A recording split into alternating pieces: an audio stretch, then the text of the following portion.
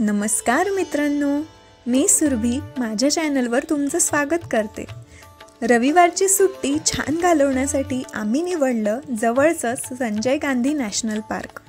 आम्हाला घरून निघायला नेहमीप्रमाणेच दुपार झाली, पण अवघ्या 15 मिनिटात आम्ही तिथे पोहोचलो। आमच्या दोघांची फर्स्ट फॉरेल ट्रेलची सुरुवात झाली तिकीट काढण्यासाठी लागलेल्या लांब रांगेने। तिकीट मिळताच आम्ही निघालो 7 किलोमीटरच्या फॉरेस्ट ट्रेलसाठी। दोन्ही बाजूंनी हिरवीगार झाडी आणि मधून जाणारा रस्ता, डोळ्यांना अगदी मनमोहक वाटणारा। थोडं पुढे गेल्यावर ट्रेन ट्रॅक दिसला। सध्या जंगल ट्रेन बंद असल्याने आम्ही त्या मोकळ्या ट्रॅकवरून चालत जाण्याची मज्जा घेतली। त्या मोकळ्या ट्रॅकवर चालणं म्हणजे एक मूवी सीनच वाटत होता। वाटेत हरणं दिसली, मग थोडं अजून पुढे गेल्यावर खळखळ वाहणारं पाणी आणि त्यासोबतच पक्ष्यांचे कानात हळूच गुंजणारे आवाज ऐकायला भेटले।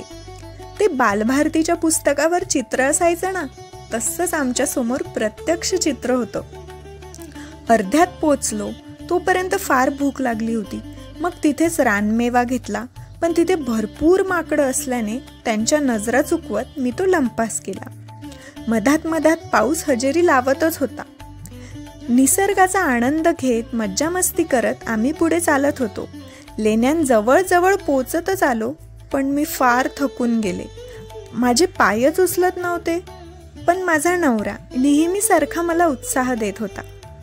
थोडं अजून सुरू, पोचलोच आपण, त्याच्या त्या शब्दांमुळेच मी परत जोमाने चालू लागले आणि कान्हेरी लेण्यांच्या पायथ्याशी येऊन पोचले। तिथे पुन्हा एकदा तिकीट काढून फायनली आम्ही लेण्यांजवळ पोचलो। आतून लेण्या बघून आलो।